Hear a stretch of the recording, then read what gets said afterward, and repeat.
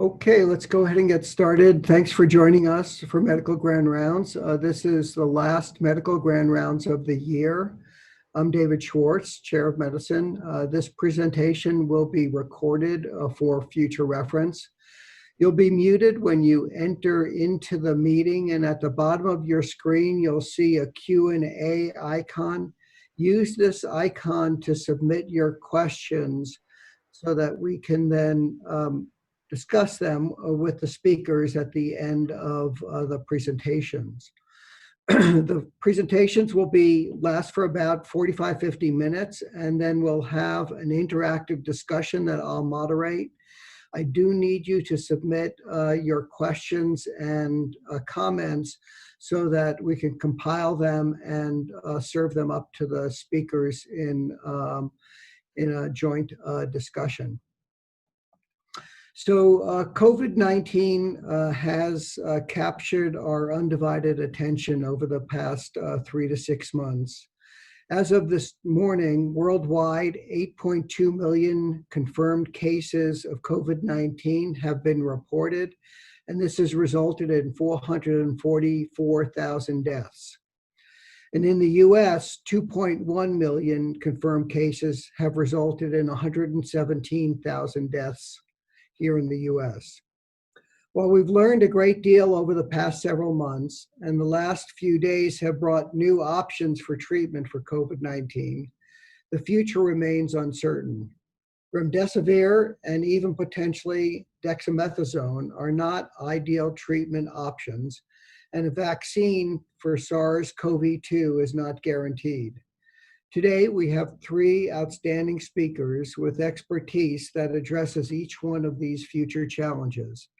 The lineup includes Justin Lessler from Johns Hopkins Bloomberg School of Public Health, who will speak first and discuss models that tell us about the past and the future of COVID-19. Dr. Ann Collier from the University of Washington will discuss the progress that we've made regarding treatment options for COVID-19 and what's in store. And Dr. Jerome Kim from the International Vaccine Institute will speak last and discuss the approaches to vaccine development and prospects for a cure for SARS-CoV-2. Okay, let's get started. Justin, I think you're up first. Hi, thank you. I'm honored to be here, and as David said, I'll be talking about what models tell us about the past and the future of COVID-19. This is work I've done with a large number of people, many of whom I will acknowledge at the end, and I'm sure some of whom I'll forget. I always like to say everything good about this is due to them, and everything bad about it is my fault.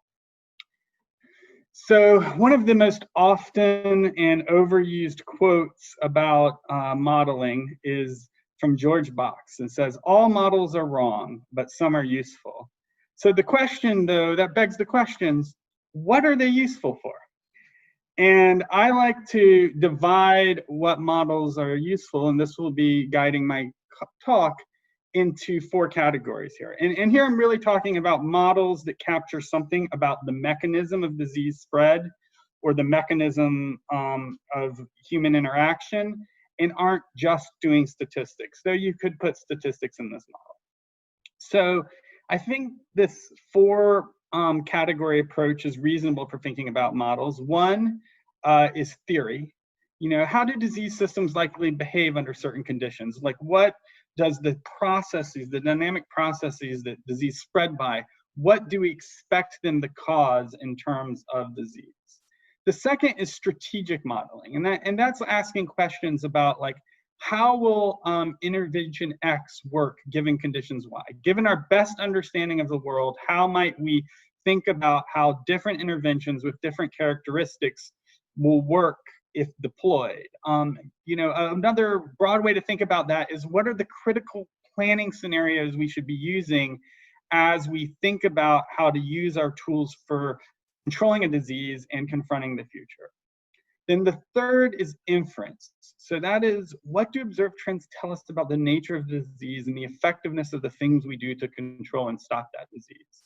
By understanding the mechanisms of disease or putting in our understanding of the biology into our tools, we can make better use of the data to make these critical inferences to understand how well our tools are working in the population. And then finally, and to my mind, this is often the least important but most talked about use of disease modeling, and that's forecasting. What is the likely future course of the epidemic? So for our purposes here, I don't think we need to worry about theory that much, but I'm going to touch on these other three aspects as they relate to the COVID-19 pandemic, and I'm kind of going to take them in reverse order. So let's start with forecasting.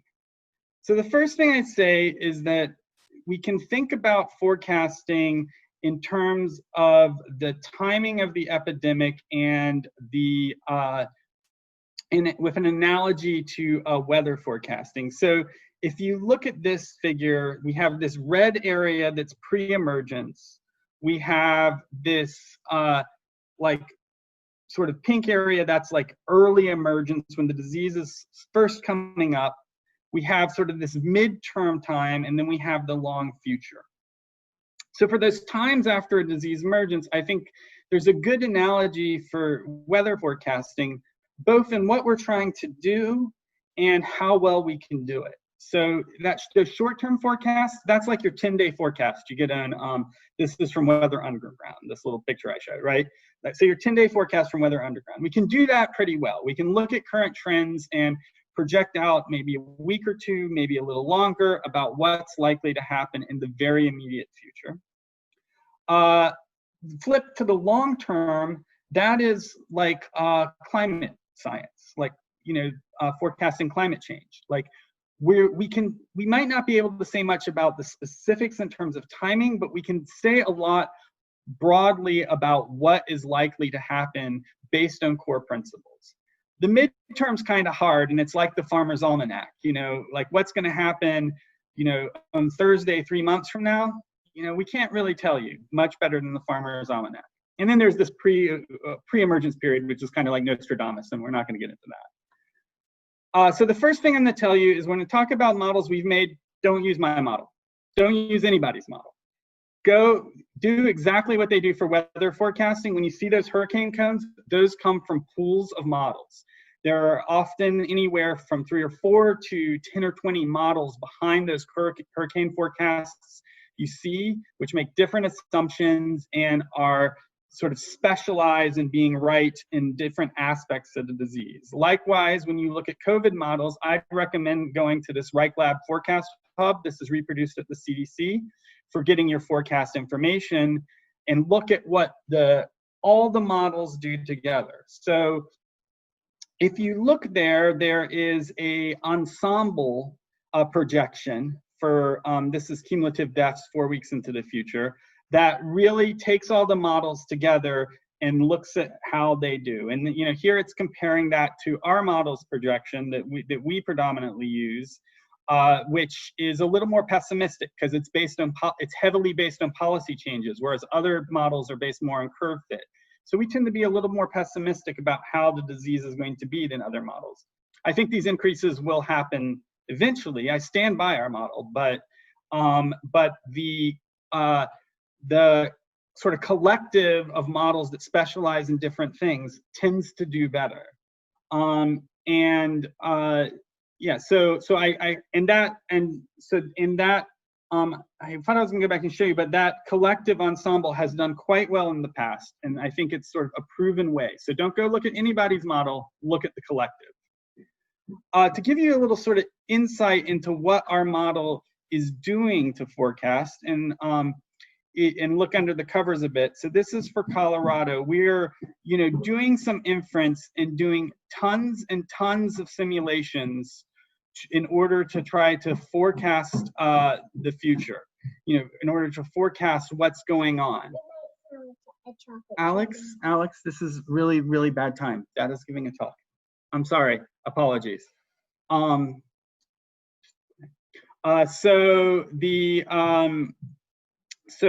we're doing a lot of stochastic simulations. We're fitting each of these to the data, and then we're projecting forward, taking into account our uncertainty about the parameters and our uncertainty about what is coming together. And those combine with some post-processing to give our forecast. And the model learns as it goes. So a few weeks ago, when we were projecting forward incident deaths for Colorado, we were really overestimating it because we didn't have much information on what would happen as social distancing measures would relax. And so we were really being a little overly pessimistic about what the impacts would be. As time went on, we now sort of have realized that what the impacts are more likely to be, and the model is more together, or sort of closer to the ensemble forecast and closer to what we think is actually happening. So our approach is allowing us to learn about what is happening going forward.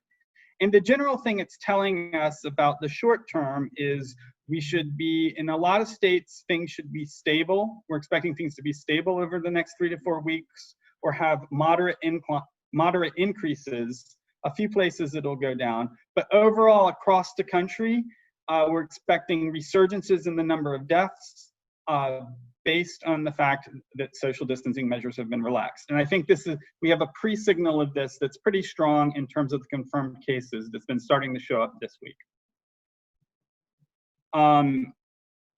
So here's just an example. Again, I thought this is somewhere another place in the slides, showing how well the ensemble forecast has been working in the past.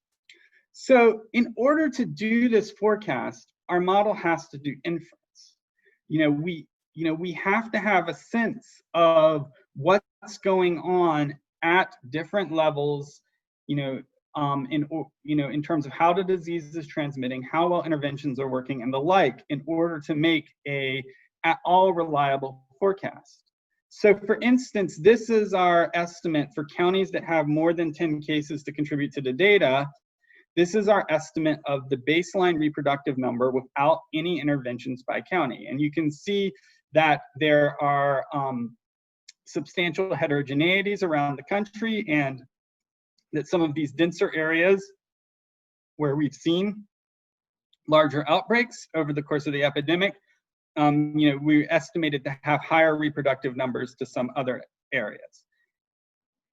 As states and localities implemented lockdown, we saw a substantial decrease in the reproductive number, though it appears that some areas, particularly areas with sort of ongoing epidemics, and some smaller areas were having less impact. There were also some places that did less of a lockdown. And then as those measures have started to relax in mid-May, our model is seeing that there is a moderate increase in the expected reproductive number. I think these numbers for mid-May probably change a little bit based on more recent data. This is a couple weeks old, but you can see that we're getting these estimates by county of how the disease is spread. And that can tell us, here's an example for Colorado, since that's where we are, but that can tell us about how well interventions are working. So, because not everybody implemented interventions at exactly the same time. Different states had lifestyle closures come in at different times, stay-at-home orders come at different times, if at all. They had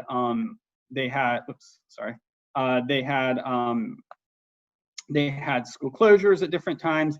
And this heterogeneity, there isn't a ton of it across the country. So there isn't a hugely strong signal, but it can give us some sense about how well these are working. So using a slightly different method of estimating the reproductive number we showed before, we estimated the effect of these interventions sort of on top of what else is going. So for instance, stay-at-home orders are the most effective interventions, and here it's saying they reduce the transmission by around 20%. But important to remember, you never have stay-at-home orders without school closure, lifestyle things changing, daycare closure. So that's on top of all those. So your entire suite of interventions might be giving you a reduction of around of around 50 or 60%, which is enough to bring the reproductive number below 1 and see the declines in transmission that we've seen. So when we have interventions and we have either our guesses based on first principles about how well they work or something based on inference like we've done before, we can do scenario planning. And this is when we start really thinking about those long-term dynamics. So here's an example that's a little old, but it still shows, I think, one of the most important messages that modeling can give us. So if you read this from left and right along the two rows, this is an example of having stronger and stronger interventions over the short term. And I don't want you to worry too much about exactly what the y-axis is and stuff like that. But the point is that we have these stronger and stronger interventions, but then we let them off, and we take them off, no matter what they are, completely in January 2021. And the point is even if you get to an intervention that stops any near-term epidemic, near-term second surge, your population is still at risk. So, having stay-at-home orders and household quarantine, or even maybe some pharmaceutical interventions that are widely deployed that don't allow the buildup of immunity, they do not stop the second wave. They just delay it. The only way to stop the second wave is to get immunity, and the only way to get immunity without infection over the long term is with a vaccine. So it's important to remember that as we do strong interventions, we're just buying time.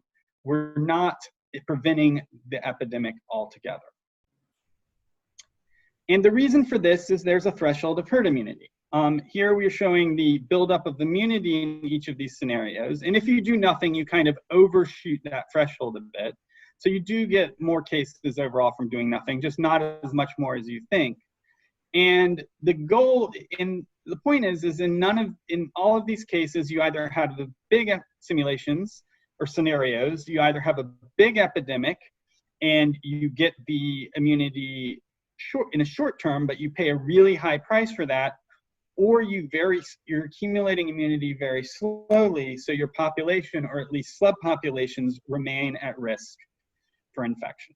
So we can do some simple math to sort of, we don't need a fancy model. We can do some simple math to figure out how far along we are on that path.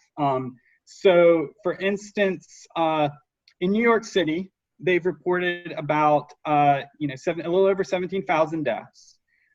There's still debate about what the infection fatality ratio is right now, but 0.5% is around, around in the middle of what people are talking about. So that means around just under 4 million people have been infected in New York City. So they have around so in New York City, we think there's around 45% immunity, and based on the sort of our assumed range of they're not out of the woods in terms of future epidemics, but they're close to, we think their reproductive number based on the proportion of the population immune is somewhere between like 1.1 and 1.7. Contrast that with Denver, where there's been 358 deaths, and if we do the same logic and assume since their epidemic's ongoing, there are a few more people left to die, we get something like 92,000 people have probably been infected in Denver, or around 15% of the population. Well, that's nowhere near enough to get us close to herd immunity. And we think that the reproductive number, if we took all the brakes off, and this means, both changes in policy and individual behavior, we'd get a reproductive number of around 1.1 to 2.6. And I think if you do this around the country, the basic message is New York City is maybe there, or is at least well on its way to have accumulated some population protection to this disease, but that's it. Everywhere else is really in the early stages of accumulating immunity and remains at risk for a large second surge. And as I said, this is the work of many, many people at many, many institutions who I thank for their contributions. And with that, I'll kick it over to Anne. Okay.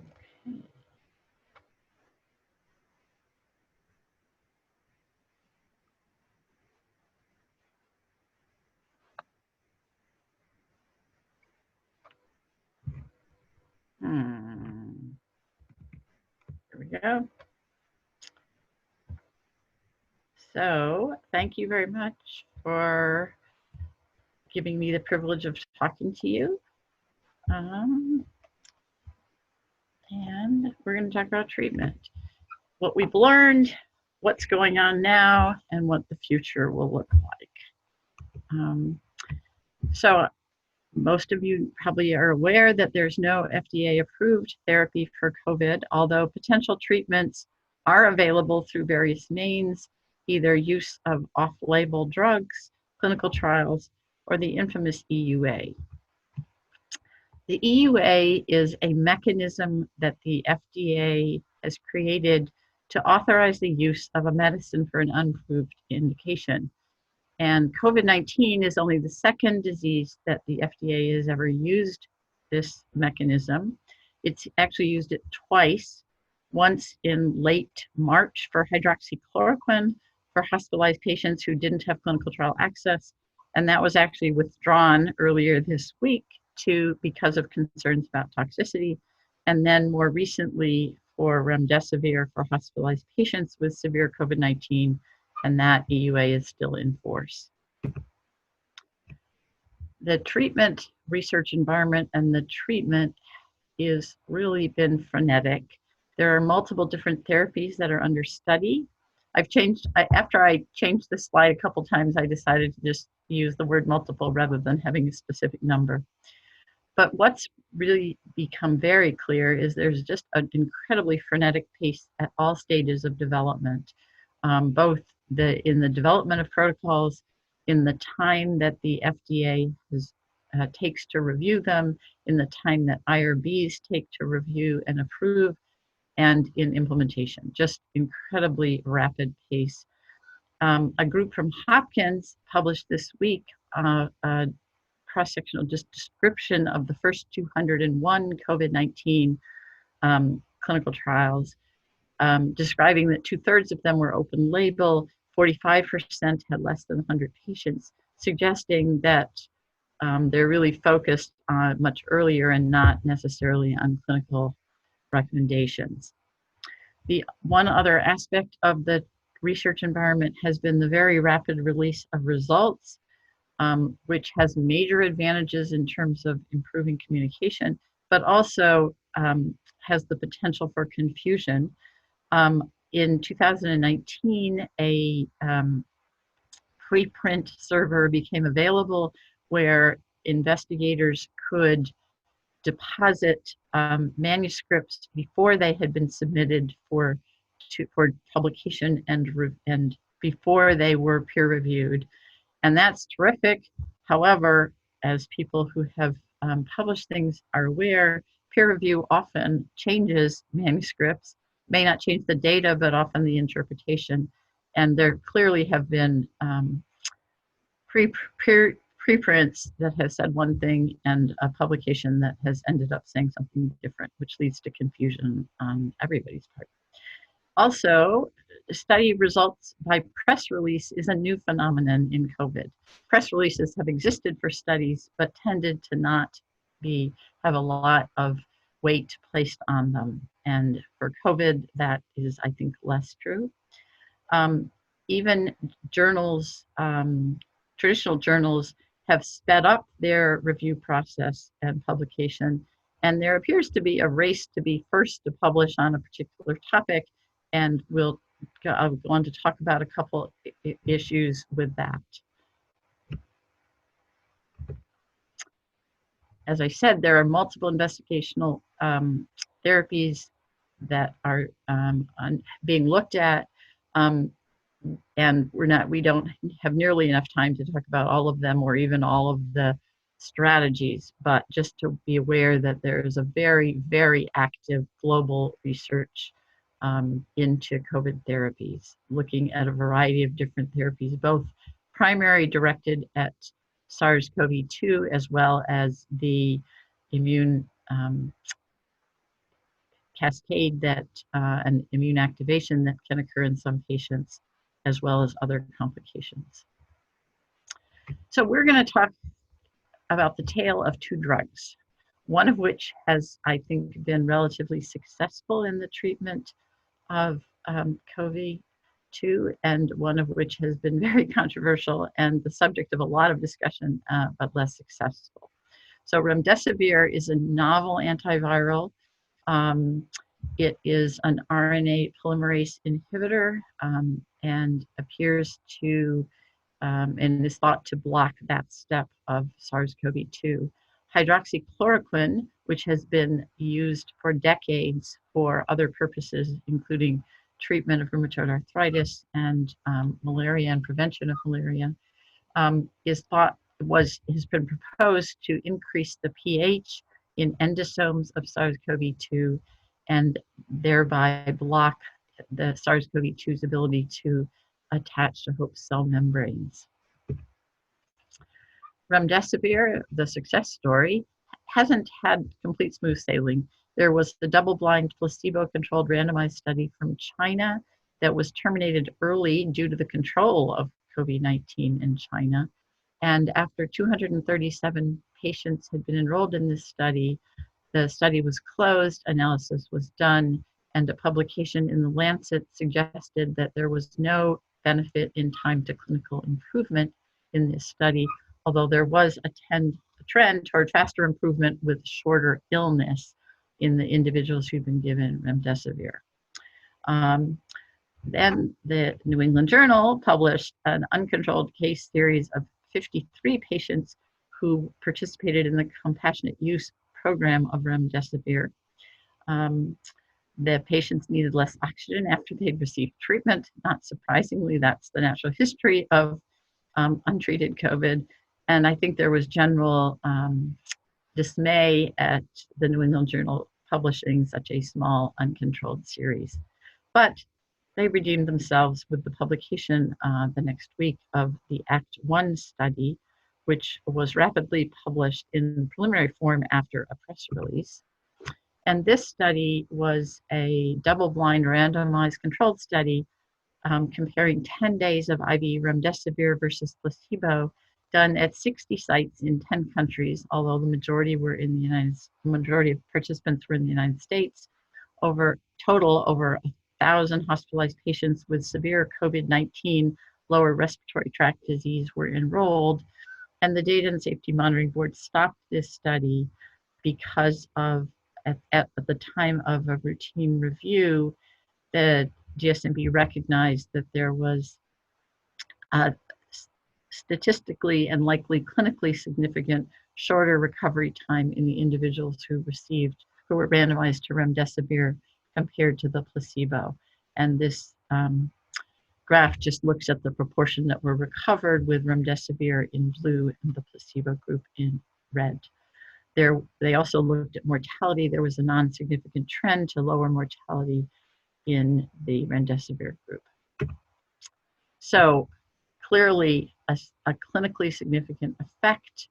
I describe it as modest. And the patients who were enrolled in this study were quite a wide range of severe COVID-19. This study matched the WHO definition at the time, which includes individuals who need supplemental oxygen and are hospitalized all the way to people requiring mechanical ventilation and ECMO. And there clearly are multiple questions that remain about remdesivir. I think it's reasonable to say that one study can't answer all questions. And even the publication which shared all the data that has been analyzed to date don't answer the questions that many of us would like to know about the effect in subgroups, the duration of treatment, which in that particular study was 10 days, although there has subsequently been another publication in the New England Journal of an open label randomized trial that compared 5 to 10 days in hospitalized patients, but not the severely ill patients that were included in the Act 1 study. So the success and the widespread acceptance of remdesivir is very different than the roller coaster ride that hydroxychloroquine has had as a treatment for COVID-19. That started with a small, very poor quality cohort study that raised major expectations about a potent antiviral effect. And that the graph from that particular publication is illustrated here. as I mentioned, this is a non-randomized study. These were the comparator. The blue were individuals who received hydroxychloroquine, and the turquoise were the 6 individuals who were treated with hydroxychloroquine and azithromycin for unclear reasons. And this graph looks at the proportion that were PCR positive over the first week of that study.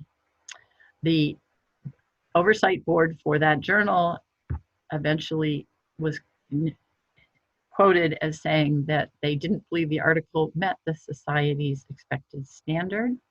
And hydroxychloroquine use for COVID-19 became highly politicized when use was encouraged by President Trump, and that dramatically increased the off-label use of hydroxychloroquine for treatment of COVID-19. Subsequently, over time, that interest fell with the availability of results of studies that were published suggesting cardiac toxicity in hospitalized patients with COVID-19. And that in turn led to an FDA toxicity warning about the use of hydroxychloroquine in hospitalized patients. The next issue in the hydroxychloroquine saga included the publication in Lancet of an incredibly large observational study that suggested no benefit. However, that publication was subsequently retracted when the co-authors couldn't verify the data because it wasn't made available to them, which is certainly its own issue because data probably is supposed to be made available before you submit things for publication. And then more recently, there was a press release from a trial in the United Kingdom called Recovery, which compared a number of different COVID strategies, but the relevant part of that trial that was described last week was hydroxychloroquine versus usual care in 4,600 hospitalized patients with COVID-19, and a mortality rate in those patients by day 28 that was similar between the hydroxychloroquine and the usual care arm. The data were interpreted as suggesting no benefit, and those authors stopped the hydroxychloroquine arm of their study. And then more recently, yesterday, the FDA warned against the co-administration of hydroxychloroquine and remdesivir due to data from a Gilead in vitro study with chloroquine and remdesivir that suggested that there might be the potential to decrease remdesivir concentrations if the two drugs were used together. So what have we learned from all these? Well, studies are useful when they're well done, and they're confusing when they're not well designed. Underpowered studies or studies with weak designs, even when they're randomized, aren't helpful for providing definitive treatment recommendations. And the details of study are incredibly important to pay attention to. My sense is that media soundbites may be wrong, and that even high quality journals can make mistakes in the era of COVID and rushing toward publication. There are now over 3,400 different clinical trials that have been registered either on the US government website, clinicaltrials.gov, or the WHO's website, which registers different studies around the world. And I'm going to just talk about a couple of them. The WHO Solidarity trial, and I picked these because I think they have the potential to change treatment for large groups of people. This study is for adults with confirmed COVID-19 who don't have contraindications to the study therapies. And the design is local standard of care versus standard of care plus remdesivir, or lopinavir ritonavir, an antiretroviral combination, or lopinavir ritonavir with beta interferon versus hydroxychloroquine, with a relatively simple data collection, although countries can collect additional data. And 35 countries had enrolled 3,500 enrollees as of a few weeks ago, when this trial was actually temporarily halted in terms of the hydroxychloroquine arm because of the Lancet article that I referred to that had suggested lack of efficacy The Data Safety Monitoring Board for this study looked at the data, suggested that the hydroxychloroquine arm be opened again. And it's not clear what will happen with this based on the data that I mentioned from the recovery trial. So the recovery trial, which I mentioned, is a United Kingdom trial in its National Health Service system. It was a randomized trial that was set up to compare usual care to lopinavir, ritonavir, to low-dose steroids, to hydroxychloroquine until that arm was closed last week, to azithromycin. And then there's a second randomization if people get progressive COVID-19 to usual care versus tocilizumab. Currently in the United States, there are 64 phase 3 or 4 randomized controlled trials, which are registered on clinicaltrials.gov. A variety of agents, although there are more hydroxychloroquine studies than anything else in terms of an approach to treatment, at least as of yesterday. There are national treatment guidelines for COVID-19 that have been commissioned by the NIH and developed by a multidisciplinary panel of experts from around the United States. They are graded based on available scientific evidence when there is evidence and expert opinion when there is not. It is a living document that is frequently updated, most recently last week. So where is the future of COVID-19? I don't think there's going to be a magic bullet. I think combination therapy is the way of the future, and whether that means multiple antiviral targets like as we do for HIV, or antiviral plus immunomodulator, which I think is highly likely for targeted patients once we have a better idea of pathogenesis. I think antibody therapies, including monoclonal antibodies, are likely to be potentially used. Whether that will be for just early therapy or pre-exposure prophylaxis or post-exposure prophylaxis, I think we're going to start treating earlier and not wait till people are hospitalized or critically ill. And I certainly hope for an effective vaccine. I just don't count on it soon. But that comes from a person who's been doing HIV work and hoping for an HIV vaccine for a very long time. I also hope there's continued global collaboration, and I anticipate that. And I really want better coordination in study planning with fewer, more rigorous and definitive clinical trials to inform practice. I hope that there will be involvement of patient groups, and I really hope that we have published peer-reviewed results, not just press releases to tell us what to do with our patients. I think there'll be bumps in the road, but I think we'll get there eventually. And thank you very much for your attention. And I will, let's see, stop sharing so Dr. Kim can start sharing.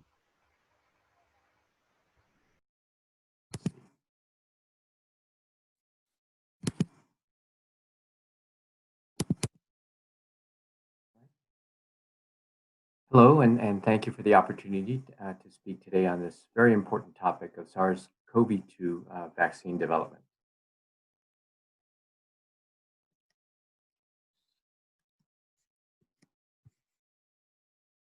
All right, I don't seem to be able to advance the slides. Is there something I can help with, Jerome? Yeah, I don't think I can advance the slides. I can put up your slides and advance them with your direction. If you wouldn't mind. Why don't we do that? Why don't you stop sharing? Oh, actually, it just moved. Maybe I will be able to control it. So I'm sorry for the interruption there, and thank you, David.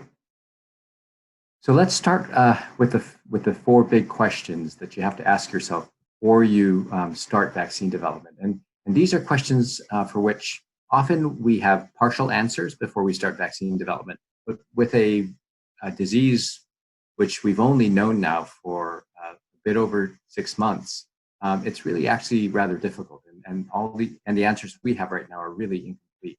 The first and probably the most important question is, does infection provide immunity? And I think everyone is aware of the controversy that's gone on and potentially the importance that immunity would provide to people who have already been, unfortunately, have contracted the disease and have recovered. But with a classic vaccine, for instance, measles vaccine or rubella vaccine or polio vaccine, although disease courses can be manifested in a variety of different ways. With polio, you can have something, asymptomatic infection or mildly symptomatic infection, and then you can progress all the way to people who have paralysis and death. But despite all of the variation in disease manifestation, almost all people recover completely. This means that the immune response to the pathogen is capable of initially controlling, eventually eliminating the virus, and then, and very importantly, that same immune response is capable of protecting people against infection. Often, there is lifelong immunity from reinfection, although that's not always the case. It really depends on the pathogen. But the presence of these immune responses that can eliminate the virus and can prevent reinfection really hold hope for the creation of a vaccine. And almost all the classical vaccines follow this model. How is COVID? Well, we think that there is some immunity from reinfection. There's certainly data that's come out of monkey studies, one pretty good study done by Dr. Dan Baruch and a previous study done in 2 monkeys by Chinese investigators that also showed that if they had exposed the monkeys to COVID-19, the monkeys became infected, that those monkeys that had recovered, those 2 monkeys that had recovered, were immune to reinfection. So again, in the monkey model, there is some suggestion that immunity may be conferred by infection. In human systems, there's some maybe accumulating data that might be possible, but again, we don't really know. This is different from HIV. And this is to some extent why I think it may be a somewhat easier target. With HIV, we know that normal human immune response is not capable of clearing the virus. In fact, in the history of the disease, we have not had a spontaneous recovery. The second part is that we know that if you have HIV infection, you can be superinfected by the virus. So the presence of those immune responses against the virus that exists in a person's body does not protect him or her against reinfection. We're hoping that that's not the case with COVID. In fact, there's data now that would support that. The second question is, if it does provide immunity, how long does that immunity last? And again, we don't have the answer to that question. The next question, very important question, is related to the first one. Which immune responses are important in clearing infections? And are they the same as those immune responses that protect against infection? And what's shown on the inset is just a reminder to me to mention that antibodies are probably very important. And T cell help and maybe cytotoxic T cells might be very important, but likely it's a combination of both of them. Often in vaccine studies, we find that antibody is the quote correlate of protection. But Stanley Plotkin always wants to remind us that that's the case because it's the easiest thing to measure. And so we can often establish an antibody correlate of protection. And those antibody correlates of protection actually are critical in speeding up future vaccine development and improving existing regimens. The next question has to do with the animal model. And again, coming out of HIV, I know that we've done a number of studies based on somewhat hopeful animal data, only to be surprised when, in fact, in humans, there's an increase in the number of infections in the vaccine arm. And that's because it was the wrong virus. It was SIV or SIV-HIV chimera in the wrong species, a monkey, not the human primate model. And we've often been confused. With COVID-19, we are actually in a slightly better position because the virus is capable of infecting a number of different species, and in some of those species actually causes fatal disease. So in hamsters, it's fatal. In ferrets, it causes runny nose and sneezing. And in monkeys also, the monkeys appear to lose their appetite. There is interstitial pneumonia, although it isn't as severe as it is in humans. So there is an animal model for COVID-19 of the virus in an animal that somewhat recapitulates human disease. The next and the fourth and final question, and one that we don't emphasize enough, but that we always come back to, is, are there any safety issues? And of course, in that picture was the hysteria around injecting cowpox, the vaccinia, the smallpox vaccine, into people in the 19th century. And people were afraid that because of the smallpox injection, they would have cows growing out of their arms. And this is a disease that had an anti-vaxxer movement, but it is a disease that has been completely eliminated off the face of the planet by vaccine. So this shows what happens under normal circumstances. Under normal circumstances, it takes 5 to 10 years to make a vaccine, and that's pretty much standard. How much does it cost? Between $500 million and $1.5 billion when we ask the big companies, Merck, Pfizer, GSK. They quote a failure rate that is from discovery stage to final marketing authorization or approval by the US FDA of 93%. So only 1 in 10 vaccines makes it from the laboratory to registration. And that is a phenomenal failure rate given the significant cost of development. And that is one of the reasons why new vaccines aren't all that common and are not commonly developed. I think most people in the audience are aware of the stages of clinical research, so I'm not going to go through what we do in phase 1, phase 2, or phase 3, but merely to say that, over the course of 5 to 10 years, the serial conduct of phase 1, phase 2, and phase 3, followed by, fixing or cleaning the database, submitting it to the FDA. In the old days, it was 100,000 pieces of paper that would go to the FDA. The FDA would review it usually over the course of 6 to 12 months, unless you had a voucher that put you at the front of the line. And then, after approval, they can sell the vaccine. Imagine, though, that we will take that linear, serial, iterative process and compress it into 6 to 18 months.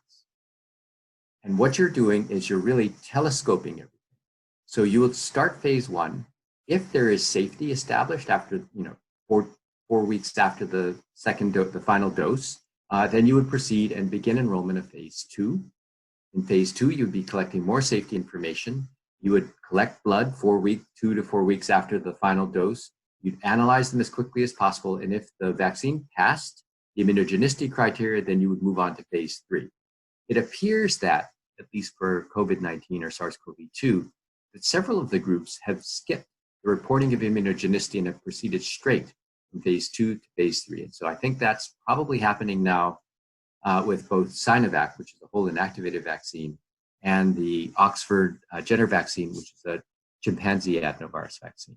So again, really telescoping all of the process that normally takes 5 to 10 years into a period of about 6 to 18 months. Can we do it? Not sure. This is the target product profile. The target product profile is the set of criteria that a company sets before the vaccine goes into testing. Usually the target product profile identifies the target population, the parameters for safety and reactogenicity, the measures of efficacy. And so let's just focus on the measures of efficacy. The WHO has set 2 sets of criteria. One, a minimal set of criteria, so 50% vaccine efficacy. The other one, the preferred criteria, the wish list criteria, that's 70% efficacy. Did they choose whether it's infection or disease? No, they left it kind of open. The endpoint may be assessed versus disease, severe disease, and or shedding/transmission. It's likely that we're probably going to end up with something that's a bit of a compromise. So symptoms consistent with COVID infection and a positive RT-PCR. And that seems to be where the dust is settling on the endpoint. And it's very important to have alignment around the endpoints, especially if we're going to do multiple trials in humans and try to compare them. One of the most remarkable things, I think really driven by the urgency of this pandemic, has been the number of vaccine candidates we've developed over the course of 6 months. There are over 150 possible candidates. It's gotten to the point now where the publications classify these further by saying these are serious efforts for which there is documentation. And then there are other things where people might be talking about it, but it's not really clear how far the efforts have progressed.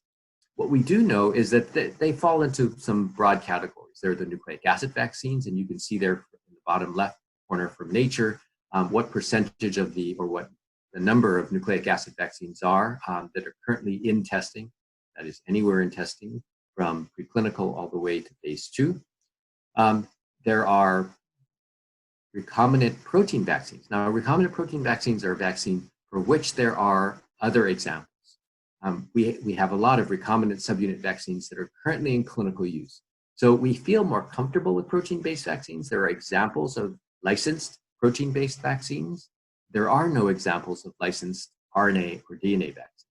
So with protein-based vaccines, we have the advantage of also being able to do a rough calculation of the cost of goods, which gives us the first indication as to how much the new vaccine will cost. We don't have that necessarily for DNA and RNA vaccines. The next set of vaccines are viral vectored vaccines. So these would be pieces of genetic information stuck into adenoviruses. Adenovirus type 5, which is the CanSino vaccine. Chimp adenovirus, which is the Oxford or AstraZeneca vaccine. Ad26, which is the Johnson & Johnson vaccine. So they've taken usually the spike protein or a portion of the spike protein known as the receptor binding domain, inserted it into these adenoviruses, and the adenoviruses are very efficient mechanisms to get that piece of genetic information into cells, expressed, and to generate an immune response. The final set of commonly used vaccines are whole inactivated virus vaccines, and we have several examples of that too. The poliovirus vaccine would be a perfect example. So we know that we can do it. We know that it's cheap. We know that it can be done in large quantities, which is very critical for a vaccine that might need to be given to 7 billion people. The disadvantage of whole inactivated virus vaccines in the context of COVID is that it requires that you do the manufacturing at BSL-3 condition, which is a very stringent level of biosafety. Can it be done? Yes. Who's doing it? Well, a lot of the companies that are not using the Sabin inactivated polio vaccine or inactivating wild type polio vaccine have to build BSL-3 production facilities. And as you might expect, some of those, i.e. the two Chinese companies making whole inactivated vaccines, have BSL-3 manufacturing facilities that can make hundreds of millions of doses a year. This is an illustration of the companies that are probably the farthest along and some of the best contenders. Many of them are in Operation Warp Speed, which is the American effort to develop a COVID-19 vaccine. You can see this is a very interesting chart because it tells you at the first point, the start of the first in human trial, then at the second point, when the first data should become available, and the final hatched area, when the vaccine should become available. And you can see that displayed for Moderna, which is an RNA vaccine, CanSino, which is an adenovirus type 5 vaccine, Inovio, which is DNA, BioNTech is RNA, Oxford is a chimp adenovirus vaccine, Novavax is a virus-like particle, Merck is working on a nucleic acid vaccine, Johnson & Johnson on an Ad26 vaccine, and of course Sanofi on a protein vaccine with GlaxoSmithKline providing the adjuvant. But what you can see is, at least according to the company projections, we might have first vaccine supply available sometime in the last quarter of this year, going into the first quarter of next year. Whether or not we'll be able to show that a vaccine is safe and effective by that time is still an open question. But as opposed to a month ago, we actually have some data, published data. Gao et al. Published in Science, Sinovac's whole inactivated vaccine in alum in a non-human primate study. And it was very interesting. What you saw was that when you used the vaccine at either 1.5 micrograms or 6 micrograms, that you actually generated SARS-specific IgG, so binding antibody. If you look at panel B, you also generated neutralizing antibody, which is great. When they challenged with COVID-19, panel C, you really didn't see much virus after about 6 days. If you looked at a throat swab, at the highest dose, you saw more at the 1.5 microgram dose, and you saw a lot of virus if you used the placebo. The anal swabs, you didn't see much virus at all with either of the two, the 1.5 microgram or the 6 microgram dose. If you look at panel E, again, viral RNA was difficult to find in animals that had received either 6 micrograms or 3 micrograms, despite challenge in the lung. So again, this vaccine looks like it might protect monkeys against disease. Very important. The ChAdOx vectors are much the same.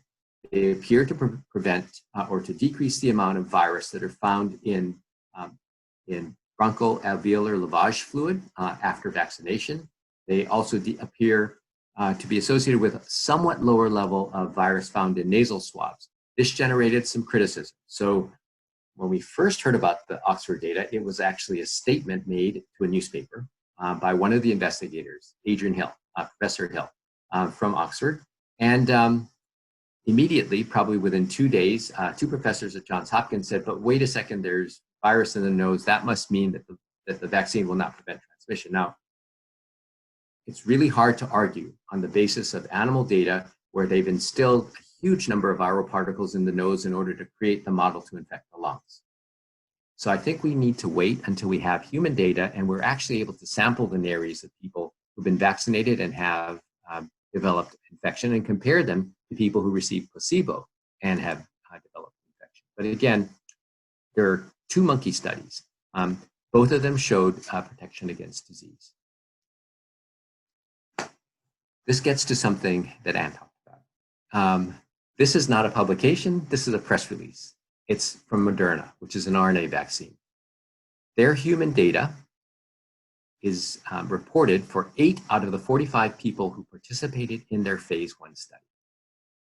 They report that 4 out of 10 people who received the lowest dose, 25 micrograms, and the medium dose, 100 micrograms, developed neutralizing antibody, but they don't tell you the level. They say at a level roughly equivalent to that which is seen in people who have recovered from COVID-19 infection. That's not helpful because I think many people know that in persons with relatively asymptomatic infection or asymptomatic infection, the levels of neutralizing antibodies are very low or maybe undetectable. And in people with very severe disease, people who have been hospitalized, people in the intensive care unit, their levels of neutralizing antibody are higher. So what do they mean by that? We can't tell. And I think that publication by press releases is, as Ann said, probably something that we shouldn't routinely repeat, although I have to say that that one of the Chinese companies just did that also as they moved on. So again, a very dangerous thing, and it emphasizes, it should really tell us that we as the scientific community should be much more firm about this kind of release of scientific information. So what is IVI doing? IVI, just to let everyone know, is an international organization that is whose mission is to discover, develop, and deliver safe, effective, and affordable vaccines for global health.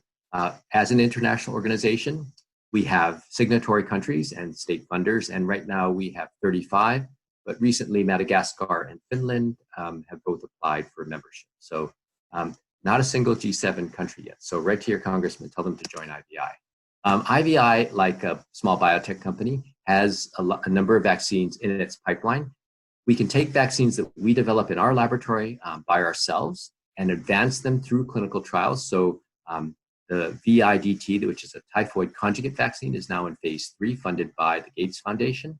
Oral cholera vaccine started in the laboratory at IVI, went through phase 1, phase 2, phase 3, has been pre-qualified 3 times, which means that United Nations agencies can purchase oral cholera vaccine for the Gavi stockpile so that poor countries can receive the vaccine at either no cost or very low cost. And it's an example of a vaccine that went from laboratory to pre-qualification and stockpile for $28 million rather than $500. What are we doing for COVID-19? We decided not to develop our own vaccine, but instead to work with companies to do the clinical immunology assays that are necessary for vaccine evaluation. So binding antibody, neutralizing antibody, pseudovirus neutralizing antibody, in order to be a fair supporter of multiple companies, in order to speed efforts along for smaller biotechs that didn't necessarily have the means to do BSL-3 level wild-type neutralization assays. So we're working with Sumagen, which is a Korean company, Korean/Canadian company, Genexin, which is a Korean company that has a DNA vaccine that will actually enter clinical trials next week, human clinical trials, and GI Innovation, which has a novel adjuvant, which will be partnered with a SARS-CoV-2 antigen and tested. And IVI, again, will do the laboratory testing for that. we're working with Inovio, which is an American DNA vaccine company with funding from the Coalition for Epidemic Preparedness Innovations to start a COVID-19 vaccine trial in South Korea, probably next week also. We've also received funding from Sweden to initiate COVID-19 surveillance at some of our febrile infection sites in Africa. This is important because if you look at the map of COVID-19 burden, you'll notice that there aren't many cases in Africa. There have been some reports that Nigeria has a growing problem, South Africa also has a growing problem, but in much of Africa, despite having significant populations and also international, a lot of international travelers, we haven't seen much of a case of a report. And in fact, one country, Tanzania, has stopped reporting. So part of what we would like to do is to understand what the burden of disease is in these countries. And this is important because in the end, the countries with the most severe documented disease are probably going to be prioritized for receipt of vaccine when one is available. So now on to some concerns, and there is a safety concern. When we were working with a SARS-1 vaccine, SARS-CoV-1 back in 2002, a lot of laboratories developed whole inactivated virus vaccines because they're relatively easy to develop, and they killed them with ultraviolet radiation or formalin, and then adjuvanted them with alum and injected them into mice, and then challenged the mice with wild-type SARS-CoV. And what you saw was that in general, the mice that were vaccinated did better with less weight loss and actually lower viral loads in the lung, which is important. They also developed better neutralizing antibody titers than unvaccinated mice. The one issue was that there appeared to be eosinophils. So even though the mice were protected against disease, the lungs of the mice filled up with eosinophils. And you can see some of them in the inset on the bottom left-hand side of the slide. The little arrows are pointing at eosinophils. And that was kind of unexpected and reminded people of what was seen after the inactivated RSV vaccines were associated with deaths in the 1960s. So that raised a big red flag. You can imagine that a lot of studies were done, and there were. And some of them were also with whole inactivated virus, but in different species, so ferrets and hamsters. And despite using whole inactivated virus and alum, which is what the previous slide was, in ferret models, there was no lung pathology, but there was protection against infection.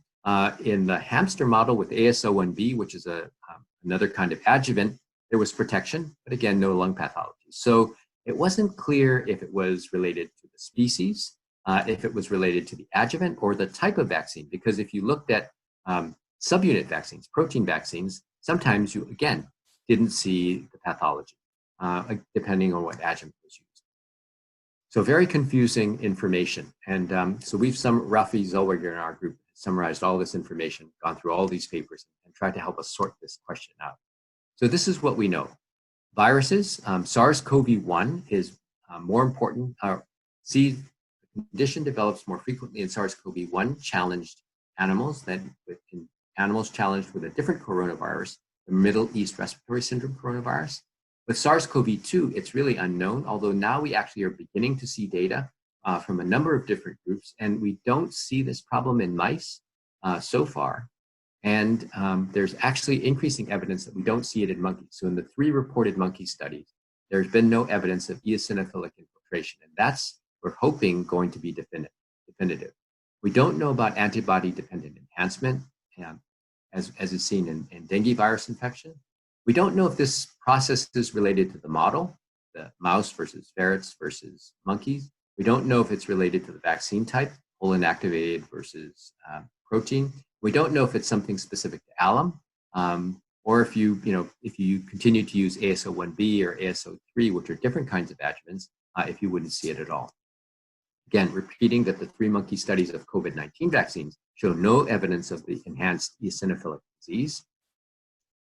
And even though we don't see a safety signal in monkeys, unlike SARS or MERS, SARS-1 or MERS, we still have to ensure that all the human safety data is collected completely and accurately. So I think most of us would continue to follow people who participate in trials of SARS-CoV-2 vaccine for at least 3 years after the trial is complete. So COVID vaccine development is our way back to the future. What you see on the upper left-hand portion are the Spanish steps in the age of COVID. And if we'd like to get back to the Spanish steps in Rome before COVID, a vaccine is going to be a key element of that process. And vaccine development itself is relatively simple. Prove the vaccine works, make the vaccine, and use the vaccine. The problem is the complication. Prove that the vaccine works and is safe over the short and the long term. And the long term will take 2 or 3 years to see and to look at the durability of immune responses to make sure that there are no long-term sequelae of vaccination. The second part, making the vaccine, that's fine, but you have to do it in quantity, with high quality, and it has to be done affordably. Otherwise, we won't be able to deploy it all over the world. And finally, using the vaccine is simple.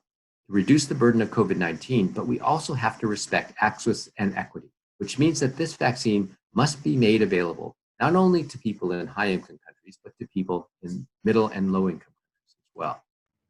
So, thoughts on the future. And so these are some guesses, and we'll see 6 months from now or a year from now if these are right. Can we prove a vaccine works and is safe? And I think the answer to that is yes. But the more important question is, can we prove that it's safe in 12 to 18 months? And the answer there is a qualified yes, if everything works as planned. But those of us who do vaccine development are often unpleasantly surprised when everything does not work as planned. So again, I think we have to be flexible. The fact that there are multiple candidates in the pipeline make it more likely that we may succeed. But again, everything has to work as planned. Can we make the vaccine in sufficient quantity with high quality and an affordable cost? So the Coalition for Epidemic Preparedness Innovations, with funding from Gates, has identified the capacity to manufacture 10 billion doses of vaccine in a year. Whether or not we can actually make those immediately or whether we have to wait for the vaccine technologies to be transferred and for scale up to occur is something that different groups are approaching differently. The American government has taken an approach of making hundreds of million doses at risk. We don't know the vaccine works, but we're going to make the doses so that when the vaccine is proven to be safe and effective, we will be able to immediately begin vaccination of key groups. Finally, can we use a vaccine with respect for access and equity? And hopefully we can.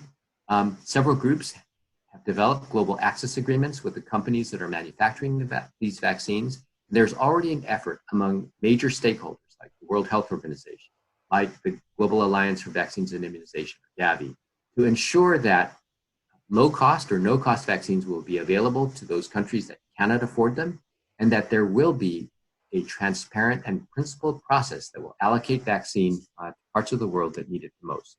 Unfortunately, with all these predictions, this is from E.R. Fiedler, he who lives by the crystal ball soon learns to eat ground glass. So we'll see how these pan out in the future. Thank you.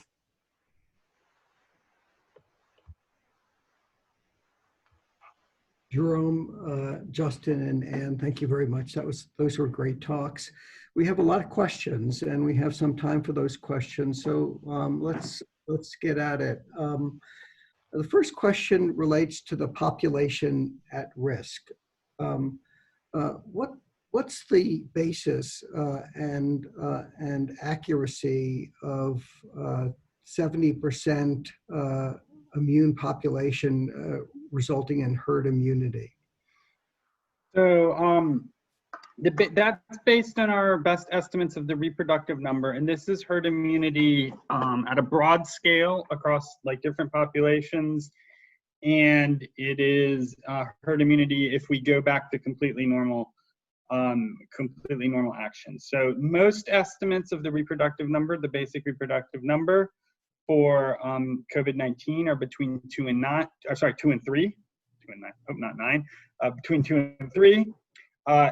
So the upper end of that is 3. So if you think, okay, the average person infected infects 3 people, well, we need 2 of those people, just over 2 of those people to be immune in order to have them infect on average less than 1 person. Mm-hmm. So that's where that 70% comes from. It's a range. There are estimates on the high side, there are estimates on the low side, and it's also important to remember population level herd immunity doesn't mean zero small outbreaks and flare-ups across the entire world forever. It just means that we are protected from large ongoing outbreaks at the broad population level. But there still could be mini outbreaks in communities that have less than 70% herd immunity. Yes, and also in communities that are densely populated, particularly with highly susceptible individuals. So how does this relate to the acceptance of or the definition of what's an effective vaccine? If an accepted vaccine is only 10% effective or 20% effective, how will that contribute to herd immunity, and will it ever get us up to 70% immune population?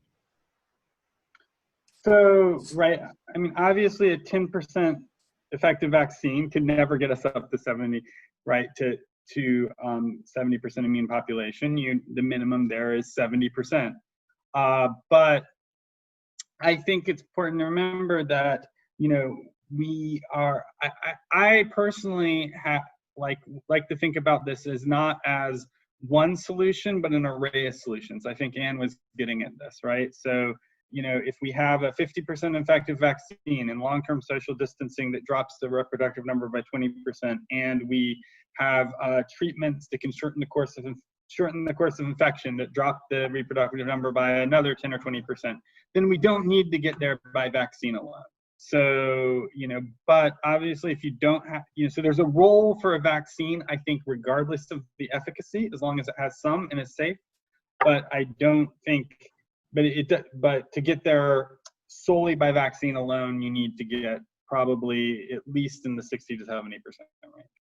So can I add 2 points to that, David? The part of this is the way we design the trials. So the US FDA, and this is in conjunction with the World Health Organization and other regulators around the world, has said that they will not license a vaccine whose lower bound of efficacy is below 30.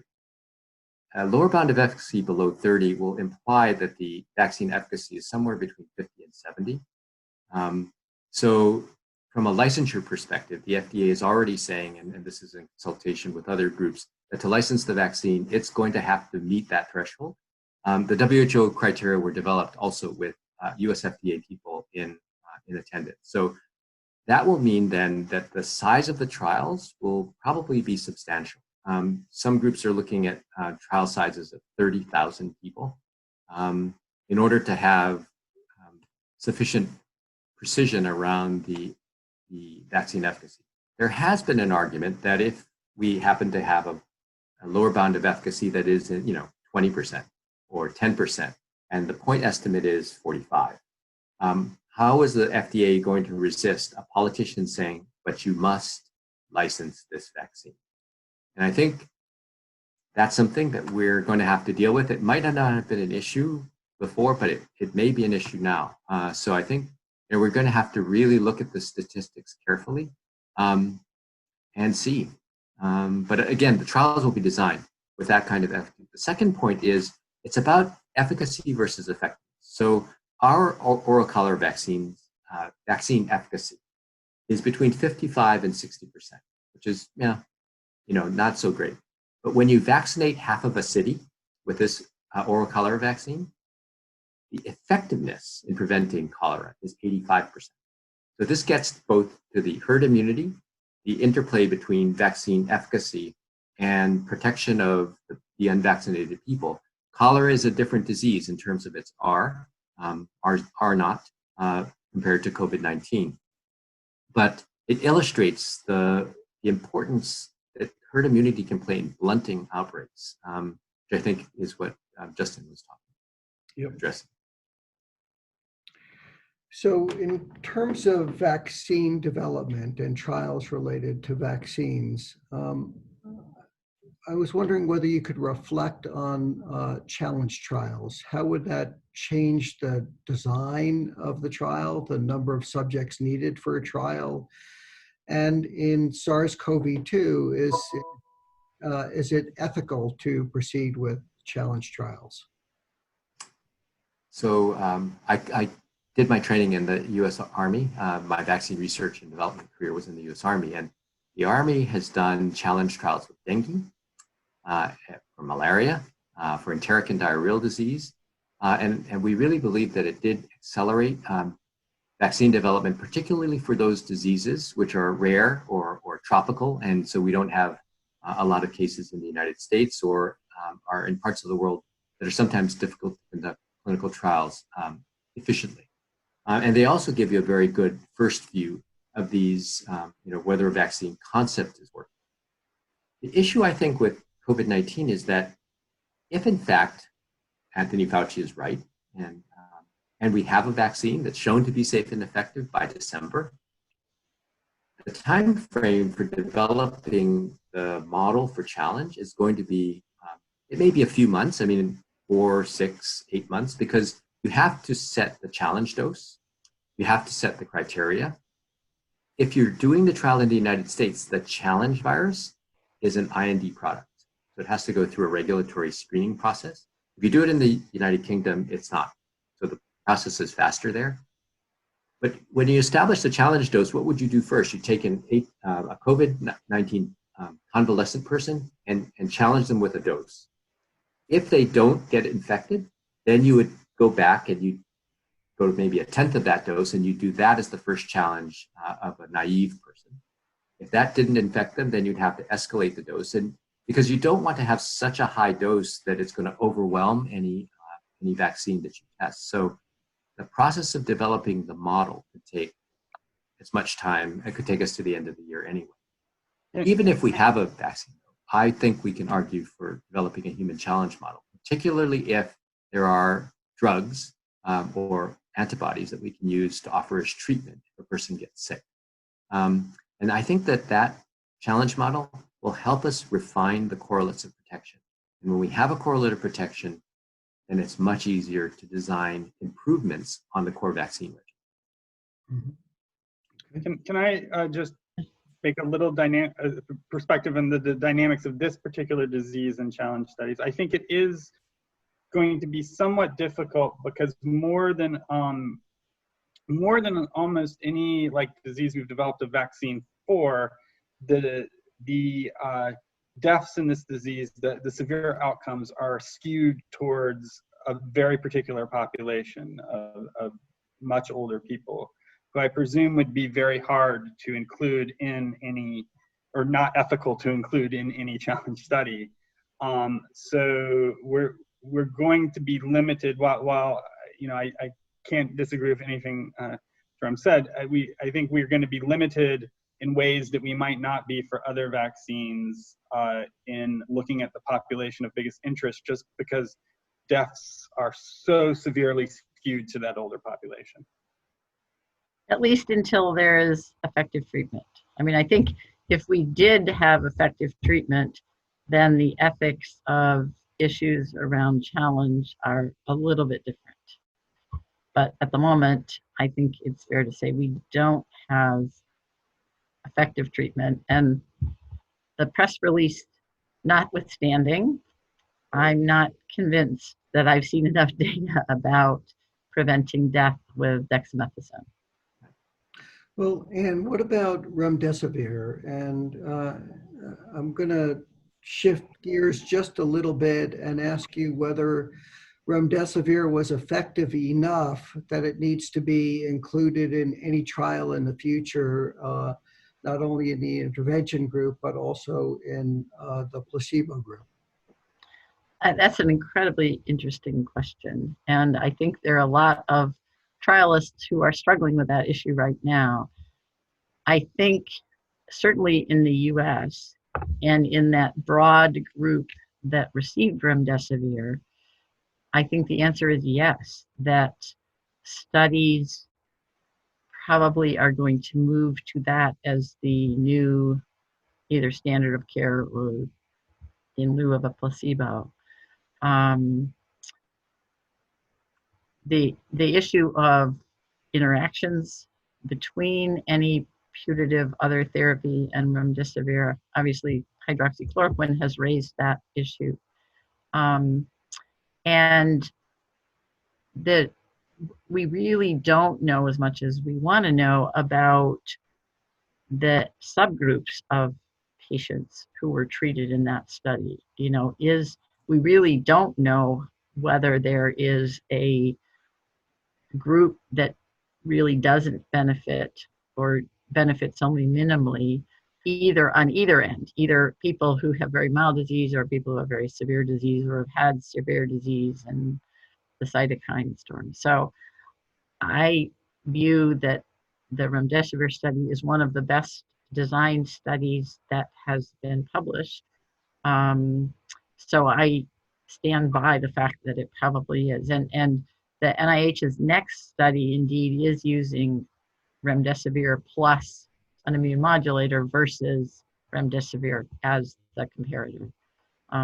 Whether other countries around the world will view that, given whether remdesivir will even be available. There was the 80 million doses, 80,000 doses got donated to the national stockpile in the United States, but that's not going to last forever. And what the price of remdesivir is going to be may also play into whether we can afford as a world that it is the standard until there's better treatments. Good. And could you make any more comments on the potential utility of dexamethasone, and relate this also to how we should interpret lay publication results as opposed to peer-reviewed publication, as opposed to COVID peer-reviewed publications? Okay. Well, I personally feel like I can't comment more because I don't feel that a press release has enough detail to allow me to really understand the population that were tested and included in this study. So I feel like I'm going to draw the line and say, I want to see something published with details before I'm willing to say that's what I really feel like I ought to do.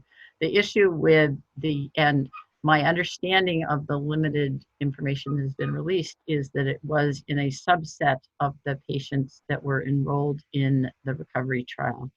Namely, the ones that seemed to benefit were the ones that were more severely ill, and that their quote was not a benefit in people who were mildly ill. But I think the details are really important for us to understand. In ARDS, there have been very interesting and conflicting study results about the use of corticosteroids in patients with ARDS from other reasons, not COVID reasons. There's one study in COVID, but it's also got its issues. So I think we really need more details in order to understand whether this indeed should become standard of care around the world, as the trialists who did the trial suggest. So I think we need the details before we can make that kind of decision from a policy point of view. Mm-hmm. Okay. I'd be interested in hearing Jerome and Justin's views on this also. Anything to add? Oh, Maybe tell us as it relates to the quality of the literature that is published. The quality of the literature, even in journals that I think ought to have great studies, it's clear that in the COVID era, they don't all have great studies. So I think it is really incumbent on scientists and physicians to read carefully beyond the headlines,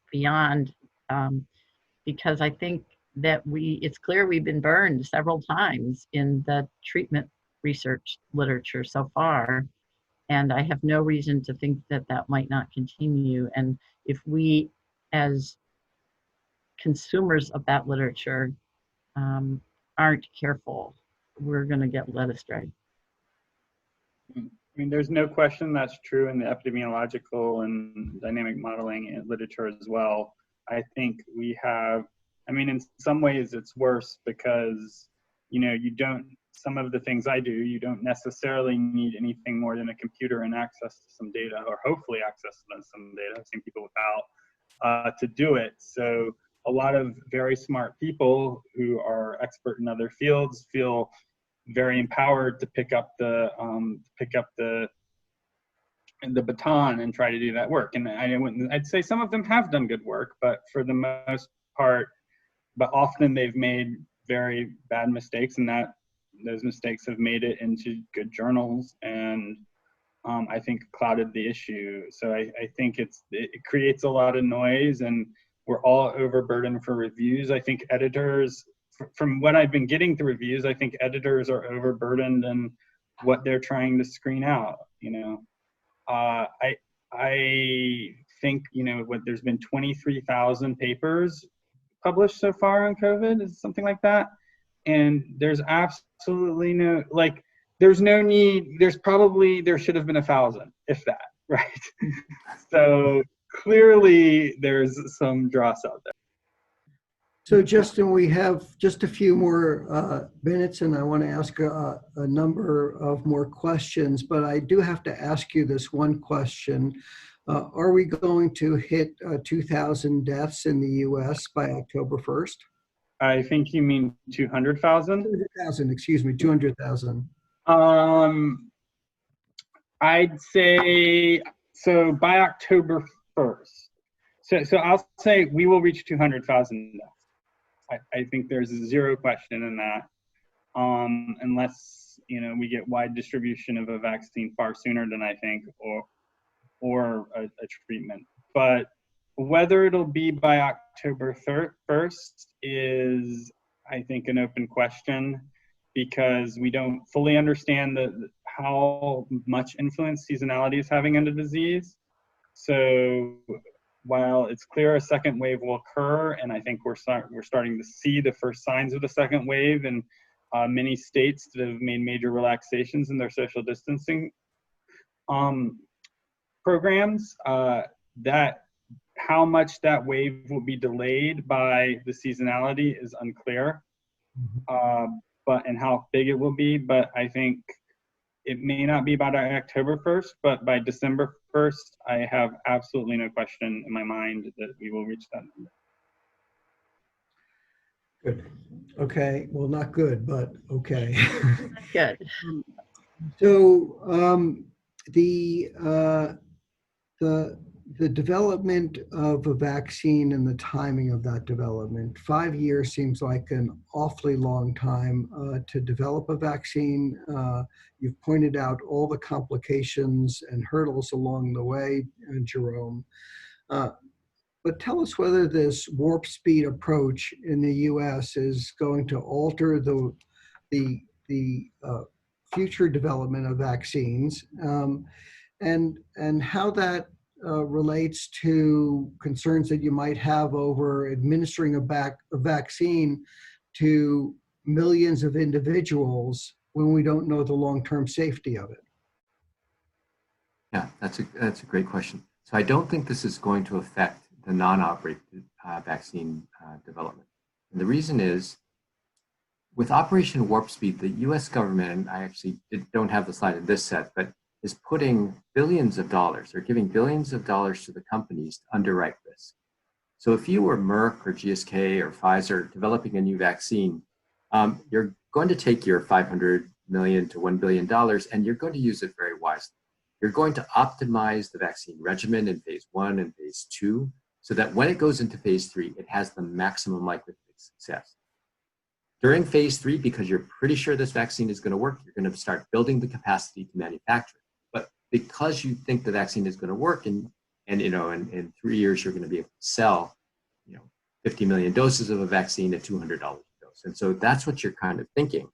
With Operation Warp Speed, the US government is saying, okay, AstraZeneca, here's $600 million. We want this vaccine and we want 200 million doses by December. And Dr. Fauci has said, that's what we're doing. We're underwriting risk. And it's only in that setting where the companies are operating with someone else's money, they really can take this kind of risk and move things forward so quickly.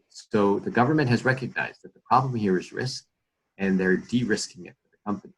On the other hand, I think Tony said, yeah, we could have 200 million doses and the vaccine may not work, but that's a risk that we have to take in order to make sure that at the end of the day in December or January, whenever the vaccine is shown to be safe and effective, there are doses available.